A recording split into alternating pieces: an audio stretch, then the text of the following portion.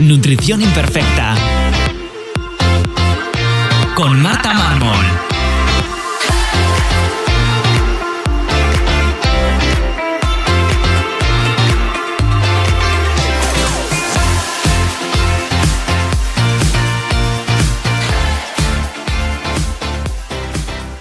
Bienvenidos a Nutrición Imperfecta, el podcast de Marta Mármol. Un lugar para aprender a cuidarte y a empezar a ver la nutrición como una aliada para recuperar tu salud y encontrarte mejor. Con este podcast quiero transmitirte la salud desde un punto de vista integrativo, donde la alimentación, los hábitos saludables y la salud intestinal juegan un papel fundamental. Si has notado algún síntoma digestivo y quieres saber por dónde empezar, te recuerdo que puedes descargarte mi ebook gratuito Síntomas digestivos, la gran epidemia en martamarmol.com/ebook. Y si quieres que te acompañe en tu caso particular para mejorar tu salud, puedes reservar tu consulta individual en martamarmol.com.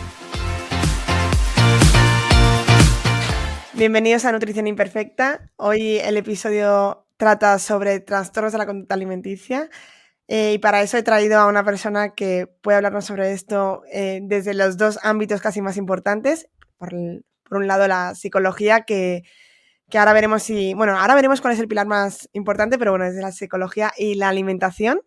Así que bienvenido, Alejandro. Muy buenas, ¿qué tal, Marta? Bueno, encantada de poder hablar de esto, que en 2 temporadas que llevo, y esta es la tercera, nunca he abierto este melón. Siempre quería hablar de trastornos de la conducta alimenticia, pero no me atrevía o no sabía cómo enfocarlo, así que muchísimas gracias. Y lo primero de todo, para quien no te conozca, cuéntanos un poco quién eres y a qué te dedicas. Bueno, pues muchas gracias a ti por ofrecerme este espacio. Yo me llamo Alejandro Vera, soy psicólogo general sanitario y técnico en nutrición y dietética. Entonces, bueno, yo tengo mi propia consulta donde veo todo tipo de casos que llegan relacionados sobre todo con la psicología, pero en los últimos años pues me he ido centrando bastante en temas de trastorno de la conducta alimentaria o que tienen, aunque no llega a ser trastorno de conducta alimentaria, pero que hay algún temilla ahí con la alimentación. Vale, para quien no sepa qué es un TCA, vamos a hablar, muchas veces diremos TCA en vez de trastornos de la conducta alimentaria, pues por reducir, pero bueno, para quien no sepa lo que son, ¿qué son los TCAs y cuáles son los más habituales? Bueno, el TCA, la definición es sencilla, son trastornos psicológicos que tienen que ver con la alimentación, ¿vale? Yo creo que la mejor forma, la forma en la que los conoce la gente es precisamente por los tipos, ¿no? Los más clásicos pues son el anorexia y bulimia. ¿Se conoce cuál es la causa o cuál es el origen de esos trastornos? A ver, si nos ponemos así como muy... ¿Técnicos? Muy técnicos, sí, exactamente. La causa es multifactorial, es decir, desde hay variables contextuales, psicológicas, incluso genéticas. Luego cada profesional pues va viendo, ¿no? Según va viendo casos y va avanzando en su carrera, va detectando cosas o posibles causas o detonantes o situaciones que los precipitan, ¿no? Lo que pasa que también es que no es lo mismo, por ejemplo, un trastorno de anorexia que un trastorno de bulimia que un trastorno de atracón. Cada uno tiene su propia, como su propia explicación. Claro que sí, es verdad, siempre que pensamos en TCA pensamos directamente, yo creo que la gente en general piensa directamente en anorexia, porque es a lo mejor lo más visible, ¿no? Desde fuera, sin meternos un poco en conocer un poco la historia, sí que físicamente podemos detectar a lo mejor una persona que sufre anorexia. La bulimia muchas veces pues tampoco se detecta tan fácil, pero ya el atracón, que luego hablaremos si quiero hablar de ello más en profundidad, quizás puede pasar completamente desapercibido a no ser que la persona lo exprese y pida ayuda, ¿no? ¿Cómo son, intentando generalizar, porque ahora me dirás que a lo mejor pues cambia en cada tipo de trastorno, cuál es el perfil de una persona con estos TCAs? Claro, exactamente. En función luego cada persona es un mundo, ¿no? Pero depende un poco del trastorno, sí que es verdad que hay como personalidades más tipo, ¿no?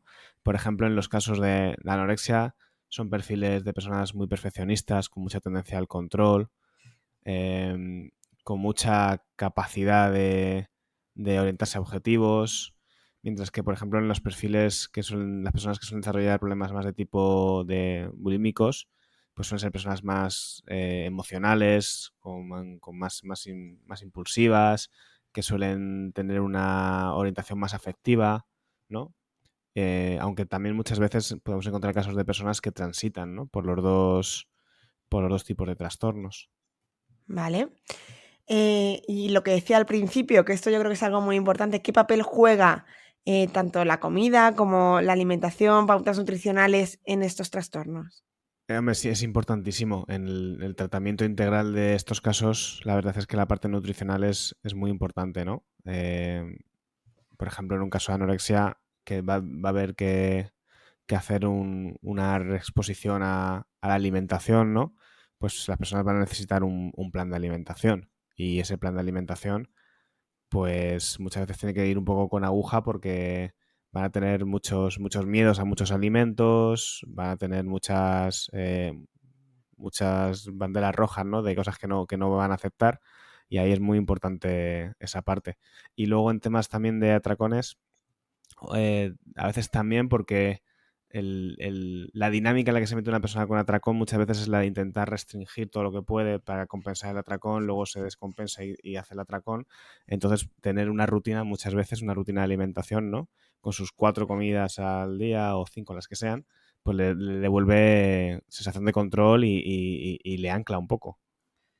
Claro, yo siempre tengo esta duda, sobre todo en el orden, ¿no? Porque evidentemente creo que es fundamental una buena pauta nutricional en cualquier persona en general y bueno, aquí en estos casos en particular. Pero muchas veces intentamos o he visto cómo se intenta abordar algún trastorno desde la alimentación directamente, cuando creo que el primer paso es poder hacer con vosotros una buena terapia y después como siguiente paso a lo mejor intentar abordarlo desde la alimentación o poder eso, hacer esa exposición a esos alimentos que seguramente se han restringido o les tienen incluso miedo, pero siempre desde una primera, o sea, me refiero, muchas veces es que buscamos qué comer para personas con esos trastornos y al final es que la comida es un papel, yo creo que es como secundario, ¿no? Es en lo que enfocamos se enfoca el problema, pero no es el problema. Sí, yo estoy de acuerdo con esa parte. Si tuviera que decir cuál es el elemento principal de los trastornos de alimentación, no es la comida y ni tan siquiera es el cuerpo, es el control. Y El entonces lo que control. pasa es que el control se ejerce sobre la comida y ahí es donde entra en juego la parte ¿no? de nutrición. Pero yo creo que el control es en torno a lo que gira todos los trastornos de la alimentación. Es quizás porque en la adolescencia, que yo creo que es cuando más ocurren, ¿no? O cuando se inician, ¿es porque es en lo poco que tienes control o no? ¿O no tiene nada que ver? Bueno, ese es un temazo. Puede ser venir de muchos sitios, ¿no? Lo que tú dices, por ejemplo, yo he visto casos de personas que efectivamente, digamos que el tema no empezó por un complejo físico o por el cuerpo, ¿no? Sino que encontraron en medio del caos, por ejemplo, situaciones de mucha presión o familias que se encuentran en una situación de caos, y esas personas encuentran en el controlar la alimentación un asidero, ¿no? Eso lo he visto. También he visto casos de personas que empezó el trastorno de alimentación por error, por así decirlo, por accidente. Personas que, por ejemplo, empezaron a tomar una medicación, que eso les provocó una pérdida de peso y se empezaron a enganchar a esa sensación placentera de control hasta que eso se les fue de las manos. De hecho, muchos medicamentos, cuando ponen efectos adversos, pone anorexia. Y bueno, yo soy farmacéutica y cuando estudiaba esto, yo decía, ¿cómo te puede producir un medicamento anorexia cuando yo entendía anorexia como un problema psicológico de buscar un físico? Yo no entendía qué relación o cómo te lo podía provocar, pero es lo que tú dices, esa sensación, o sea, te engancha la sensación esta de cada vez verte más delgada. Claro, sí, el refuerzo social, pero sobre todo la sensación de control. Lo que pasa es que esa sensación engancha, vamos a decir que va a enganchar a personas que ya tienen una predisposición a poder desarrollar un problema de este tipo, porque tienen esa necesidad de control, que porque tienen esa necesidad ya es otro tema. Claro, sí, que aquí se abre un abanico de posibilidades enorme. Vale, ¿cómo se aborda? No sé cómo de posible responder esta pregunta. ¿Cómo se aborda desde una consulta, en tu caso de psiconutrición? Sí, es una pregunta compleja, sí, porque, a ver, para empezar, cada caso de TCA tiene un tipo de intervención distinta, ¿no? Se hace como cualquier otro caso, es decir, hay primero una fase de evaluación para entender bien el el problema, ¿no? Luego se hace una devolución del caso y después se prepara una línea de intervención. Esta línea de intervención, pues a veces casi nunca va a empezar por la exposición, por ejemplo, en un caso de anorexia, casi nunca va a empezar por la exposición directa a la alimentación, sino que, bueno, vas haciendo una preparación, vas haciendo psicoeducación y sí, bueno, en un espacio corto de tiempo tienes que empezar a trabajar esa exposición a la alimentación, ¿no? Y ahí es donde entraría en juego el... Yo a veces hago yo el plan de alimentación, a veces lo derivo afuera porque considero que es bueno que tengan dos especialistas distintos, pero la mayoría de psicólogos no tienen esa posibilidad de hacer planes de alimentación, ¿no? Entonces ahí es donde entraría en juego un nutricionista que si tiene especialidad en TCA, pues mejor que mejor para poder hacer ese equipo a la hora de intervenir. Claro, y ya aquí sí que es cómo se hace esa exposición, que tú sí que tienes esa parte al ser también Nutri, cómo se aborda esa educación nutricional a una persona que sabemos. Vamos a centrarnos en una persona sobre todo con anorexia, luego hablaremos del trastorno de atracón, que creo que se habla muy poco de él y creo que es muy frecuente, por lo que yo veo en mi consulta. ¿Cómo se aborda esa educación nutricional a una persona que, sobre todo, las chicas con anorexia tienen mucho conocimiento sobre alimentación, muchas veces, evidentemente, mal enfocado o mal estructurado, con unos miedos o unas creencias equivocadas? Pero ¿cómo se hace esa educación nutricional para quitarles ese miedo o exponerles a esos alimentos que han dejado y han restringido durante mucho tiempo? Sí, yo creo que lo primero es la educación del trastorno, hablarles sobre todo de lo que te decía del control y que entiendan cómo funciona, ¿no? Que al final, por ejemplo, su mirada, el que se sientan bien o mal cuando se miran al espejo, depende de cuánto estén controlando, independientemente del peso muchas veces, ¿no? De la sensación de control. Primero creo que es educar a la persona en el trastorno y después sí que cuanto más sepas de nutrición, más te va a permitir poder reestructurar ciertas creencias que muchas veces son erróneas, ¿no? No te sé decir ahora mismo, no sé, pues tienen... asumen muchas cosas, ¿no? Tipo, pues a partir de las 7 de la tarde no puedes comer determinados tipos de alimentos o cosas de ese Sí. tipo bueno, que puedes ir reestructurando. Me has preguntado que cuándo hacemos la reestructuración nutricional, pero me has preguntado también otra cosa, ¿no? Me Nada, parece. que cómo se enfoca. Yo sobre todo esto lo veo porque muchas veces al explicar, o sea, yo haría muy diferente y hago muy diferente una explicación a una persona que no tiene un trastorno de la conducta alimenticia que a una persona que sí que lo tenga. Sobre todo porque, bueno, y dentro de las personas que no lo tienen, hago muy diferente la explicación a personas que tienden más a ser más estrictas que a gente que a lo mejor es más pasota, ¿no? Esto ya es pues saber gestionar como a quién estás hablando, que es importante. Entonces, a mí siempre me cuesta o tengo esa dificultad en saber en cómo enfocar, pues sobre todo en dar informaciones de qué alimentos no son tan saludables a personas que a lo mejor ese guante te lo cogen con una restricción o con... Entonces, ¿cómo se hace esa educación nutricional sin pasar la línea de que... no sé si me estás entendiendo, de que Sí, entiendan estoy mal o entendiendo. cojan mal esa información a su favor o a favor de al final del trastorno. A ver, yo creo que ahí, si tú entiendes que el problema es un problema relacionado con el control, digamos que el antídoto es la flexibilidad. Entonces, lo que les vas a hablar todo el rato es les puedes hacer esa psicoeducación, pero todo el rato desde un enfoque de flexibilidad. De, ¿esto es bueno para la salud? Pues a lo mejor no, pero no pasa nada porque lo comas de vez en cuando, ¿no? Claro. Y todo el rato introduciendo elementos de flexibilidad. Creo que esa es la importancia. Yo en un principio tienes toda la razón en lo que estás diciendo. En un caso de anorexia no te puedes centrar mucho en el aspecto nutricional porque hay un trastorno que se solapa con esa parte y se puede afincar en el control. Entonces es mejor centrarte un poco en ir liberando, ¿no? Ese control. Vale. Sí, creo que es la mejor forma, nada más que muchas veces es eso, es complicado, hay que ir soltando un poco la cuerda a ver cómo te lo van cogiendo, ¿no? Sí. ¿Crees, esto es temazo también, ¿eh? ¿Crees que los movimientos como el real fooding, que están muy en boca de todos hace unos años, pero ahora para mal, pueden generar este tipo de problemas? De hecho, es que mucha gente que critica y dice que estos movimientos ayudan y potencian trastornos de la conducta. Es un tema complicado. Yo sé que a Carlos Ríos se le ha metido mucha caña con esto, ¿no? El fondo del Real Food creo que era muy positiva la idea, ¿no? Esa parte combativa con la industria alimentaria y demás. Pero es verdad que a ciertos perfiles de personalidad puede ser, no sé si algo que lo genere, pero sí puede ser un potenciador, porque puede fomentar esa estructura rígida de control, ¿no? Además, ser real fooder es como pertenecer a un grupo selecto de gente que hace algo distinto con su salud, que come diferente, ¿no? Y creo que metes en ese embrollo sí que te puede acabar.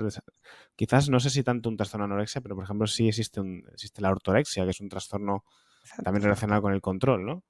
Entonces sí, quizás los mensajes que han venido de Day han pecado un poco de rigidez y yo creo que por ahí no han sido demasiado positivos. Sí, es que yo siempre digo que a mí me cuesta mucho, al final hago un podcast, pero en mis podcasts todo el rato repito que esto debe ser personal o siempre digo muchos dependes.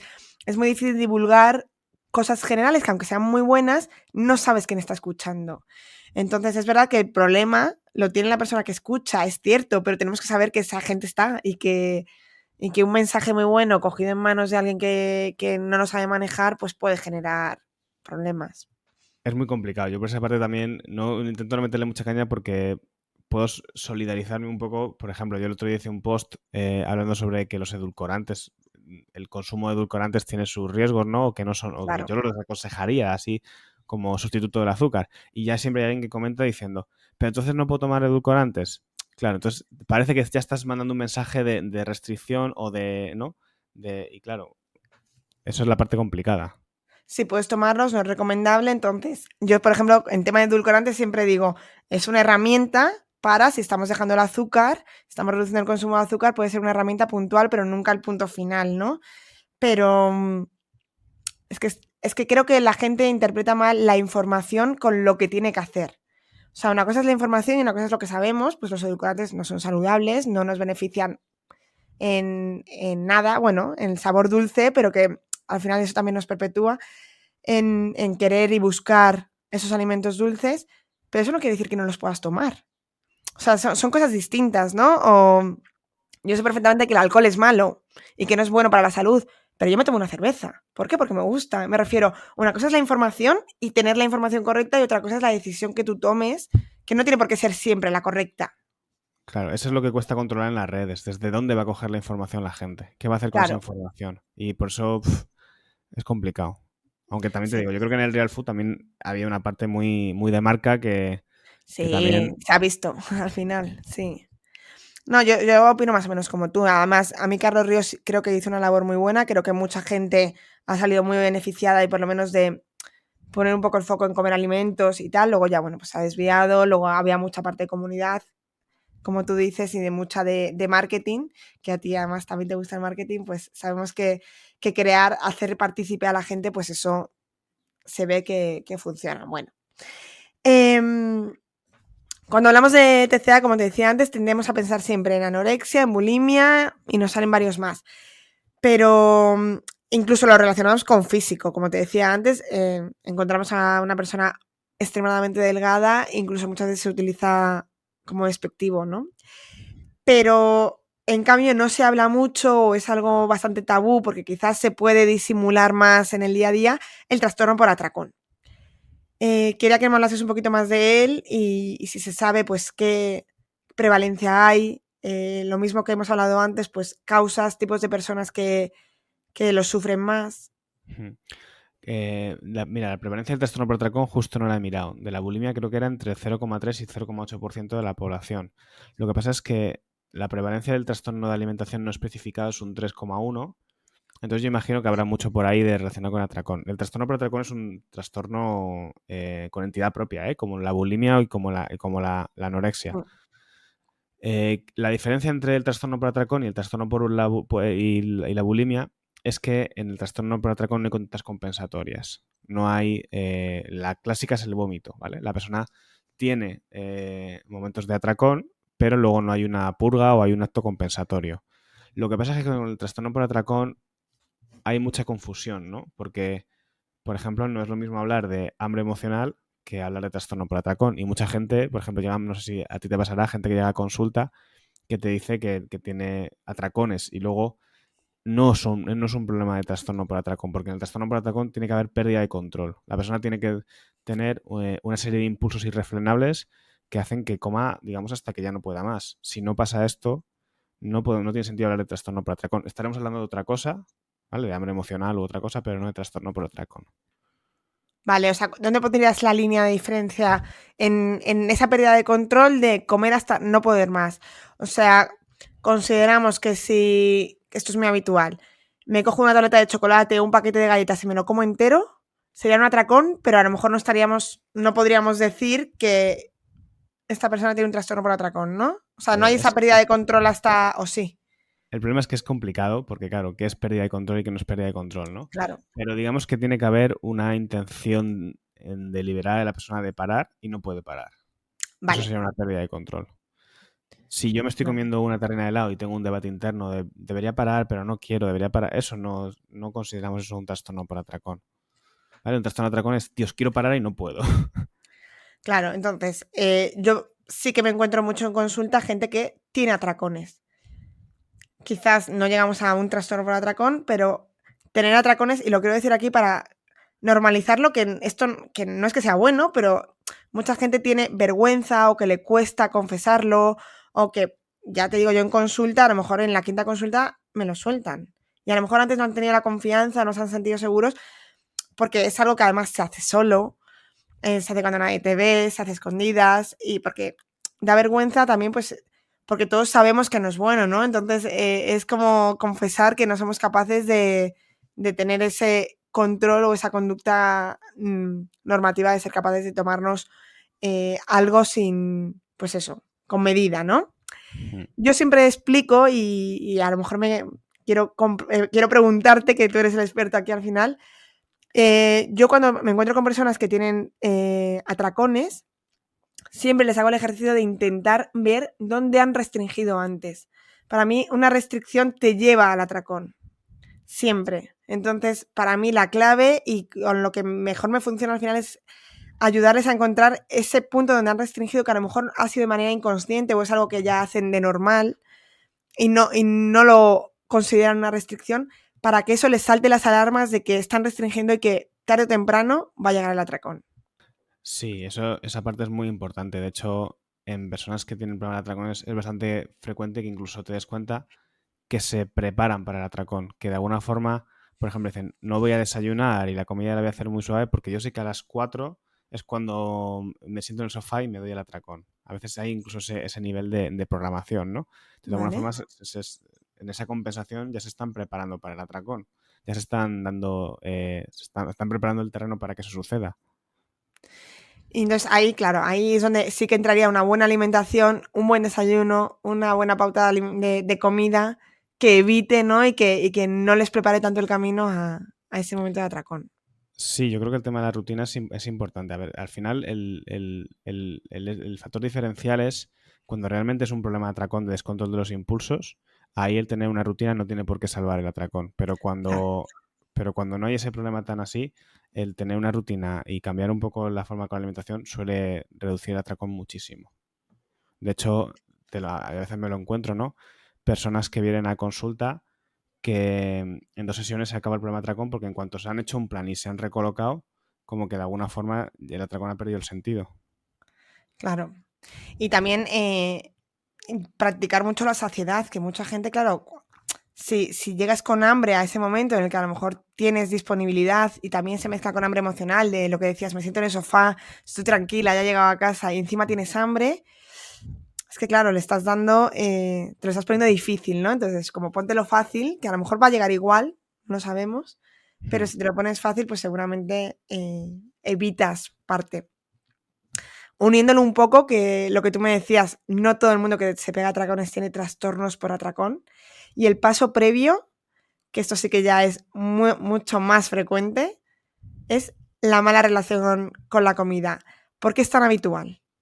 Claro, pero ahí, ¿qué sería mala relación con la comida? Bueno, claro, deberíamos empezar por ahí. ¿Qué consideramos mala relación con la comida?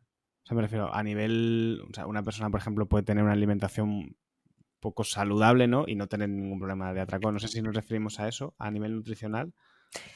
No, me refiero a, o sea, con mala relación con la comida es tener, pues eso, mala relación, o sea, que tengamos un conflicto y un problema y que nos enfrentemos a la comida de una manera no sana, aunque lo que tú dices, puedes comer muy mal y tener una relación muy buena con la comida porque no te genera nada más que, bueno, pues tus hábitos no son saludables. Pero normalmente esto me lo encuentro en gente que quiere tener una alimentación saludable, pero tiene ese conflicto quizás por haber hecho muchas dietas, quizás por tener clasificados los alimentos como buenos y malos y cada vez que coma algo considerado en su lista de malos, le genere pues eso, pues emociones negativas, después de comer algo pues saquen el látigo y se fustiguen por haberlo hecho mal. Para mí eso es mala relación con la comida, no sé si para ti también. Sí, por ejemplo, yo estaba pensando, cuando llega un paciente nuevo que quiere hacer un proceso de pérdida de peso, lo importante que es tratarlo todo el rato desde la flexibilidad, desde hacer una educación nutricional, pero todo el rato también como en tu forma de estar en consulta y en terapia con esa persona, siempre con flexibilidad, porque puedes acabar, yo siempre he pensado que cualquier persona es susceptible de desarrollar un problema de alimentación en cuanto se deja atrapar por la esfera del control. Entonces, una persona, yo qué sé, me imagino casos que he conocido, ¿no? La típica persona que se mete a CrossFit, se motiva un montón y empieza a cuidarlo todo. Y cuando te quieres dar cuenta, has pasado de ser súper healthy a no poder comer nada que no sea fuera de hora, que no sea algo con proteínas. Y entonces, al final, has acabado haciendo una relación con la alimentación súper rígida. Claro, vale, sí, o sea, yo de hecho es que en consulta, mis pacientes que me estén escuchando es que siempre digo que me paso el día más diciendo, pero come croquetas, pero cómete la pizza, pero cómete tal, porque es que mucha gente la mayoría vienen de hacer bastantes dietas. Sí que es verdad que me encuentro a la típica persona que no ha hecho una dieta en su vida y es maravilloso, porque es que digo, uff, qué gusto poder cambiar hábitos sin tener ahí pues esas teorías. Y en consulta me paso el día desmitificando cosas y diciendo, no, es que no es tan problemático. O sales con tus amigos, pues tendrás que elegir y tendrás que priorizar y ver qué es lo que más te gusta, porque a lo mejor yo siempre pongo las croquetas porque es como lo que más le gusta a todo el mundo, ¿no? Pero, pues si las croquetas no te encantan, pues tampoco te la comas. A lo mejor te encanta la tarta de queso, pues guárdate para el final y aprovecha la tarta de queso. Pero la gente, o sea, es como, ¿pero puedo comerme eso? Es que Pero ¿me dejas? yo creo que la nutrición está cambiando, ¿no? El perfil de nutricionista. O sea, yo la sensación que tengo cuando viene gente rebotada de nutris más jóvenes como tú, que tienen ese discurso, y cuando vienen de nutris como de un poco de la vieja escuela, como muy médico, ¿no? Como muy de lo bueno es esto y lo malo es esto. Sí, hace poco compartía en redes sociales, hay un reality, bueno, no, es que no es un reality, es un programa nefasto en Netflix, no sé si lo has visto, que se llama First Class, que es como de un grupo de élite, no sé, de clase alta de Barcelona, pero bueno, que es que esto es un paripé, bueno, yo creo que tiene que estar guionizado porque quiero creer que esto no existe, porque es de verdad bastante vergonzoso. Y entonces lo vi porque una de mis pacientes me dijo, tienes que verlo porque uno de ellos va al nutricionista. Bueno, es un señor, bueno, es un médico para empezar, porque ya sabes que aquí la nutrición la ejerce quien le da la gana, pero no hace falta ser nutricionista, ni dietista, ni nada. Esto es un médico y le echa la bronca. Es verdad que es un poco forzado porque hay una cámara delante, pero yo también te digo que yo no me prestaría a atender así a nadie por un programa. O sea, que supongo que su consulta será igual o incluso peor que eso. Entonces, bueno, le echa la bronca, le empieza a decir, bueno, lo único que habrás perdido peso será de la cabeza, del cerebro. Ya te he dicho 1000 veces que lo que tienes que hacer es pollo, piña y yogur. Y yo digo, madre mía, qué vergüenza que esto salga, o sea, siglo XXI, Netflix y salga eso. ¿Cuánta gente verá esto y dirá, si es que yo ya lo sé, si es que lo que tengo que hacer es pollo, piña y yogur? Y luego le pincha, que le pinchará, pues bueno, pues algún medicamento de estos que se utilizan ahora de pérdida de peso, que no voy a decir, que no sale, evidentemente, pero claro, es una conducta y el otro sí, agacha la cabeza, le echa la bronca, le insulta, le trata mal. Y se me ha encantado porque le mete caña. Es que a mí me parece completamente innecesario ese papel de policía de vengo aquí a redimir mis pecados. Es que yo no soy, vamos, que me libren, que yo no he estudiado para esto. Sí, a lo mejor está un poco caricaturizado, pero es verdad que yo creo que eso es lo que incluso la gente espera cuando va al Nutri, como que un poco de sargento, ¿no? De sargenta. Sí, sí. En plan, me vas a echar la bronca. Muchas veces me vas a echar la bronca. Y digo, no creo. O sea, sinceramente no voy a gastar nada de mi mal humor. O sea, es que no te voy a echar la bronca. Es que primero, que no es mi papel, ya te digo, no he estudiado para esto, yo estoy aquí para ayudarte. O sea, yo me considero parte del equipo de, venga, ¿qué vamos a hacer? ¿Qué tenemos? ¿De dónde partimos? ¿Qué tenemos y qué queremos? Pero echar la bronca sí que es verdad pues que a algunos pacientes hay que meterles un poco de caña, esto luego hay que verlo porque hay algunos que, pero nunca, lo que tú dices, todo el mundo es potencial de tener un trastorno. Entonces, una buena relación con la comida para mí es el primer paso, incluso aunque busquemos pérdida de peso y no la estemos perdiendo. A veces lleva un mes el paciente y no ha perdido ni un gramo. Es que a lo mejor primero tienes que mejorar la relación con la comida antes de hacer una dieta. Y luego me encanta cuando los pacientes me dicen, de momento no quiero hacer un objetivo de pérdida de peso. Digo, bien. Hemos conseguido... Estaba pensando en una cosa, ahora que estabas diciendo eso, de un paciente que el otro día, que él venía por un tema de pérdida de peso, porque tiene un sobrepeso importante y por tema de salud pues necesita bajar de peso, ¿no? Y está bajando. Ya hago pesajes y estaba bajando, ¿no? Pero estaba como preocupado. Dice, porque no tenía sensación de estar haciendo dieta, ¿no? Es como que si no tienes sensación de estar haciendo dieta, en plan mal, es como que parece que no estás haciendo el trabajo. Sí. Es que esto ocurre mucho. Yo siempre, una de mis preguntas es, ¿lo ves sostenible esto en el tiempo? Porque es que no es una dieta lo que estamos haciendo. Tiene que ser algo que sea... Porque ser capaces de hacer una dieta estricta, restrictiva, dentro de lo que se puede, pues cada uno tenemos una capacidad. Pues hay gente que aguanta 6 meses, hay gente que una semana. Pero al final, yo por lo menos las pautas que pongo tienen que ser algo que duren siempre. Entonces es una pregunta que hago siempre en consulta. ¿Esto lo ves sostenible? Porque si no, tenemos que cambiar la estrategia. Total. Sobre todo porque esforzarte durante un tiempo en cambiar hábitos para algo que no va a durar en el tiempo, es que no hagas esfuerzos. Mejor esfuérzate en otra cosa que sí que sea sostenible. Sobre todo, es que al final eso, yo creo que una mala relación con la comida, que para mí es un paso previo normalmente a cualquier problema de salud, incluso sin estar clasificado como trastorno de la conducta alimenticia, así como tal,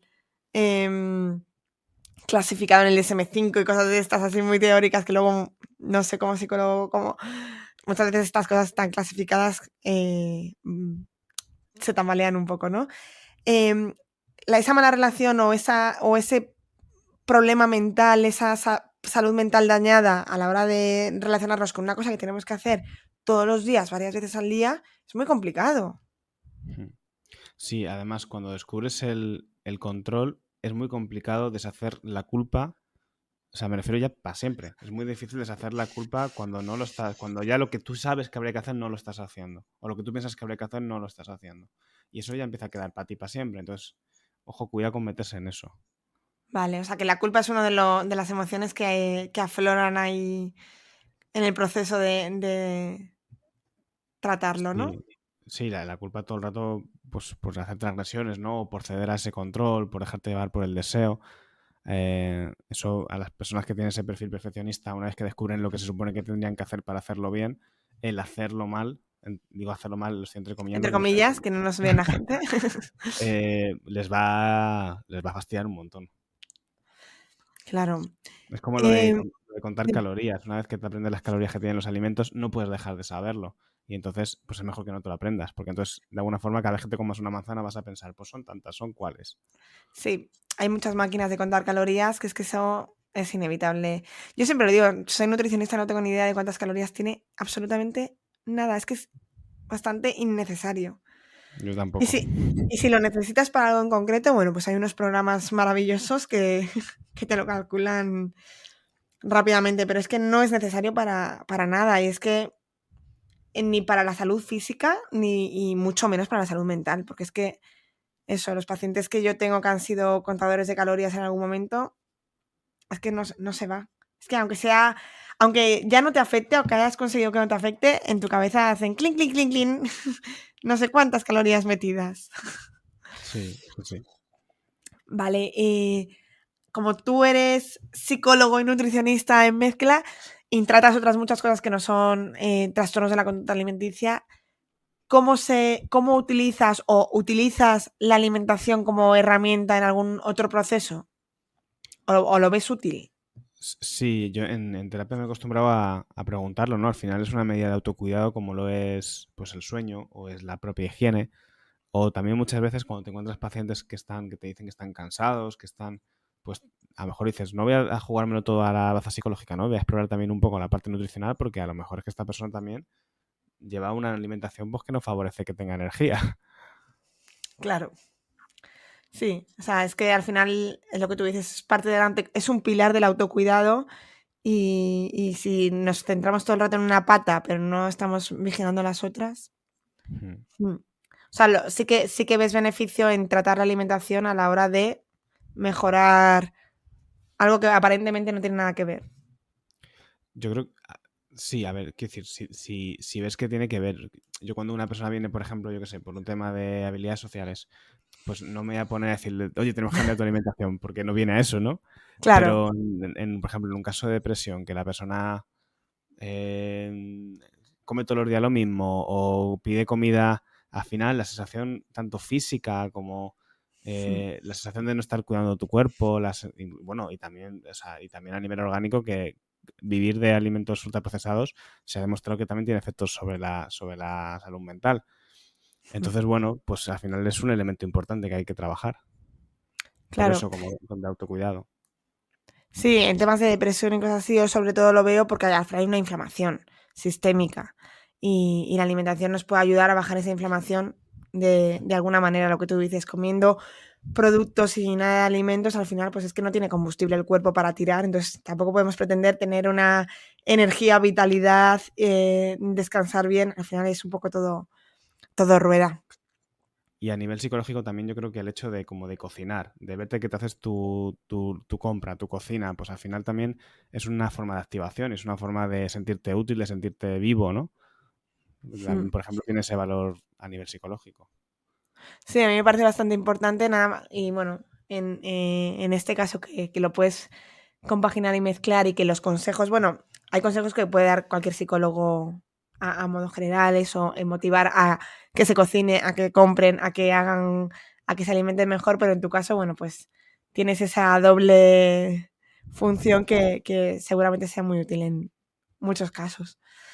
Y yo creo que ya por terminar, te voy a hacer las 3 preguntas que hago siempre a todos los invitados y que seguro que, bueno, a mí me encantan esas preguntas porque me encanta pues indagar un poquito más y siempre se aprende algo.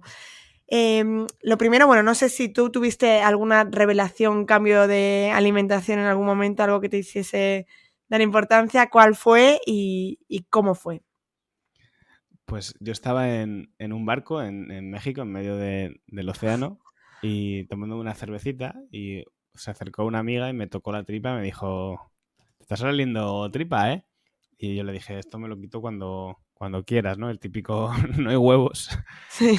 Y por eso a la vuelta de México decidí al nutricionista y entonces descubrí un mundo, la verdad, porque empecé a descubrir nuevas propuestas de alimentación, me empecé a interesar el tema, a buscar recetas, no sé, se me abrió un mundo delante de mí y al final decidí, pues oye, a mí esto me interesa, voy a estudiarlo, ¿no? Y entonces también empecé a interesarme más en mis pacientes por ese tema y a partir de ahí se fue desarrollando. Vale, este comentario terrible tuvo un buen final, pero por favor, que nadie opine de las tripitas de sus amigos. Que es otro tema que podríamos haber abierto de cuándo opinar del físico de los demás. Pero bueno, en este caso tuvo buen final. Sí. Cuéntanos algo que has aprendido últimamente. Puede ser de cualquier cosa, que sé que no solo te gusta la psicología y la nutrición. Bueno, lo último que he aprendido, la verdad es que no me ha gustado nada, pero por lo que era a cambiar la batería del coche, que me dejó tirado y tuve que cambiarla. Eso ha sido lo último. Bueno, es bastante útil.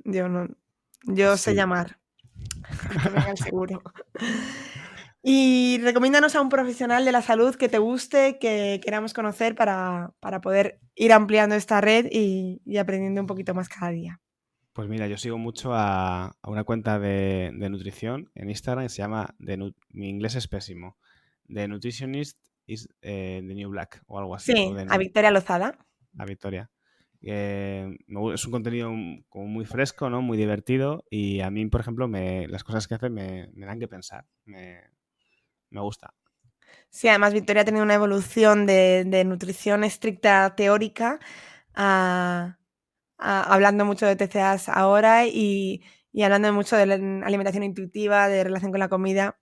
Es bastante interesante y de salud en todas las tallas también habla mucho. Sí, os la dejaré en las notas del programa.